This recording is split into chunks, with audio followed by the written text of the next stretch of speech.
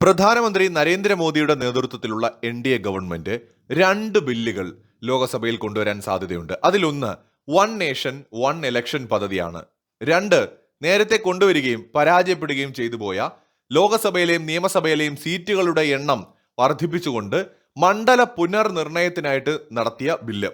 ഇത് രണ്ടും വീണ്ടും കൊണ്ടുവന്ന് പാസാക്കിയെടുക്കാനുള്ള വലിയ പദ്ധതിയാണ് ഇപ്പോ നമ്മുടെ രാജ്യം കണ്ടുകൊണ്ടിരിക്കുന്നത്. ചാണക്യ തന്ത്രങ്ങളാണ് ഇതിനുവേണ്ടി നരേന്ദ്രമോദിയും അമിത്ഷായും അടങ്ങുന്ന എൻ.ഡി.എ ഗവൺമെന്റ് പുറത്തെടുക്കുന്നത്. എന്താണ് അവർ ചെയ്യുന്നത്?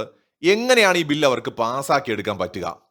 നിലവിലെ എൻ.ഡി.എ അംഗബലം എന്ന് പറയുന്നത് 318 ആണ്. അതായത് BJP-യുടെ 240 സീറ്റുകൾക്ക് പുറമെ TDP, JDU, ശിവസേന തുടങ്ങിയ സഖ്യകക്ഷികളും തൃണമൂൽ കോൺഗ്രസിൽ നിന്ന് ഈ അടുത്തിടെ മാറിയ 20ഓളം എംപിമാരും ചേർത്ത് ഏതാണ്ട് 318 എംപിമാരാണ് ലോകസഭയിൽ എൻ.ഡി.എയിലുള്ളത്. ആകെ 543 സീറ്റുകളാണ് നിലവിലുള്ളത്. അതിൽ 318 എൻ.ഡി.എക്കുണ്ട്. രാജ്യസഭയുടെ കാര്യം പറഞ്ഞാൽ ആകെ 245 സീറ്റുകളുണ്ട്. ഏതാണ്ട് 149 മുതൽ 152 സീറ്റുകൾ വരെയാണ് ഇപ്പോൾ എൻ.ഡി.എ ഗവൺമെന്റിന് ഭൂരിപക്ഷമായിട്ട് അവിടെ ഉള്ളത്. മൃഗീയ ഭൂരിപക്ഷമാണ് അപ്പോൾ ഈ രാജ്യസഭയിലും ഉള്ളത്. പക്ഷെ ബില്ലുകൾ പാസ്സാക്കി എടുക്കണമെന്നുണ്ടെങ്കിൽ ഇത് മാത്രം പോരാ. സാധാരണ ബില്ലുകൾ സഭയിൽ ഹാജരായി വോട്ട് ചെയ്യുന്നവരിൽ പകുതിയിലധികം പേരുടെ പിന്തുണ മതി. എന്നാൽ എൻ.ഡി.എക്ക് നിലവിൽ ഇരുസഭകളിലും ആവശ്യത്തിന് എംപിമാരുണ്ട്.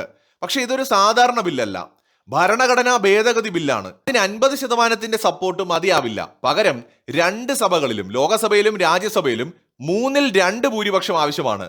ലോകസഭയിൽ ഇതിനായിട്ട് 363 എംപിമാർ വേണം.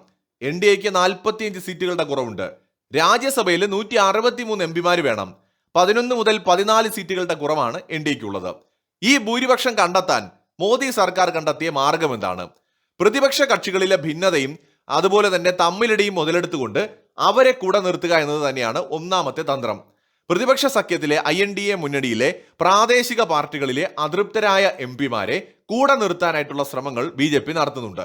പശ്ചിമ ബംഗാളിലെ തൃണമൂൽ കോൺഗ്രസിൽ നിന്ന് ഏകദേശം 20 എംപിമാർ BJP NDA അനുകൂലികളായിട്ട് മാറിയത് ഈ സാഹചര്യത്തിലാണ്.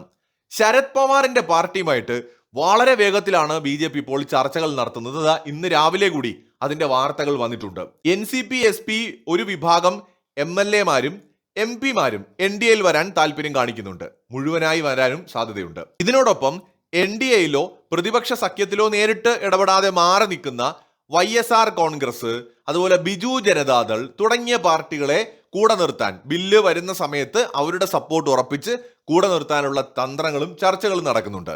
തമിഴ്നാട്ടിലെ DMK പോലെയുള്ള പാർട്ടികൾ കോൺഗ്രസ് സഖ്യത്തിൽ നിന്ന് അകലം പാലിക്കുന്ന സാഹചര്യത്തിൽ വികസന വാഗ്ദാനങ്ങളും രാഷ്ട്രീയ നീക്കങ്ങളും വഴി അവരെ നിർണായകമായ ബില്ലുകളിൽ തങ്ങൾക്കൊപ്പം നിർത്താനോ വോട്ടെടുപ്പിൽ നിന്ന് വിട്ടുനിൽക്കാൻ പ്രേരിപ്പിക്കുവാനോ ഉള്ള ചർച്ചകൾ അണിയറയിൽ നടക്കുന്നുണ്ട്.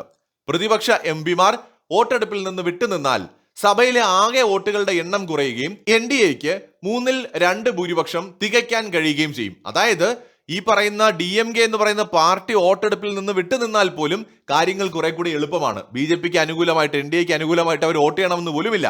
സോ ഇത്തരത്തിൽ വളരെ വലിയ രാഷ്ട്രീയ തന്ത്രങ്ങളാണ് ഇപ്പോൾ ഡൽഹിയിൽ നടന്നുകൊണ്ടിരിക്കുന്നത്. ശരത് പവാറിന്റെ നേതൃത്വത്തിലുള്ള NCP വിഭാഗം BJP-യുമായി ലയിക്കുന്ന അല്ലെങ്കിൽ NDA-യുമായി ചേരുന്നതിൽ ചെറിയ താല്പര്യം കാണിക്കുന്നുണ്ട് എന്നാണ് ഇപ്പോൾ മാധ്യമ റിപ്പോർട്ടുകളിൽ പറയുന്നത്. ശിവസേനയിലെ ഉദ്ധവ് പക്ഷത്തെയും കൂടെ നിർത്താനുള്ള തന്ത്രങ്ങളും അണിയറയിൽ ഒരുങ്ങിക്കഴിഞ്ഞു. ചുരുക്കത്തിൽ BJP അധികം വൈകാതെ തന്നെ ലോകസഭയിലും രാജ്യസഭയിലും 2/3 ഭൂരിപക്ഷം ഉറപ്പിച്ചുകൊണ്ട് അവരാഗ്രഹിക്കുന്ന ബില്ലുകൾ പാസാക്കിയെടുക്കാൻ പോകുന്നു എന്ന് വേണം കരുതാൻ. ഇത് വലിയൊരു രാഷ്ട്രീയ നീക്കം തന്നെയാണ്. അതായത് BJP എന്ന് പറയുന്ന പൊളിറ്റിക്കൽ പാർട്ടിക്ക് 240 സീറ്റേ ഉള്ളൂ എങ്കിൽ പോലും അവർക്ക് 3/2 ഭൂരിപക്ഷം നേടിക്കൊണ്ട് ഭരണഘടനാ ഭേദഗതി ബില്ല് പോലും കൊണ്ടുവന്ന് പാസാക്കിയെടുക്കാനുള്ള തന്ത്രങ്ങൾ മെനയാൻ അവർക്ക് കഴിയുന്നു എന്ന് പറയുമ്പോൾ ആ പൊളിറ്റിക്കൽ പാർട്ടിയുടെ സ്ട്രെങ്ത് എത്രത്തോളം ഉണ്ട് എന്ന് നമുക്ക് ആലോചിച്ചാൽ മനസ്സിലാവും. സോ അവരെന്തായാലും വളരെ പ്രധാനപ്പെട്ട പല ബില്ലുകളും പാസ്സാക്കിയെടുക്കാൻ സാധ്യതയുണ്ട്. അതിലൊന്ന് നമ്മൾ നേരത്തെ പറഞ്ഞ പോലെ ഒരു രാജ്യം ഒരു തെരഞ്ഞെടുപ്പ്, 2 മണ്ഡലങ്ങൾ പുനർനിർണയിച്ചുകൊണ്ട് സീറ്റുകളുടെ എണ്ണം വർദ്ധിപ്പിക്കൽ, 3 യൂണിഫോം സിവിൽ കോഡ് അടക്കമുള്ള കാര്യങ്ങളും ചിലപ്പോൾ വന്നേക്കാം. മറ്റൊരു വീഡിയോയുമായി വീണ്ടും കാണാം.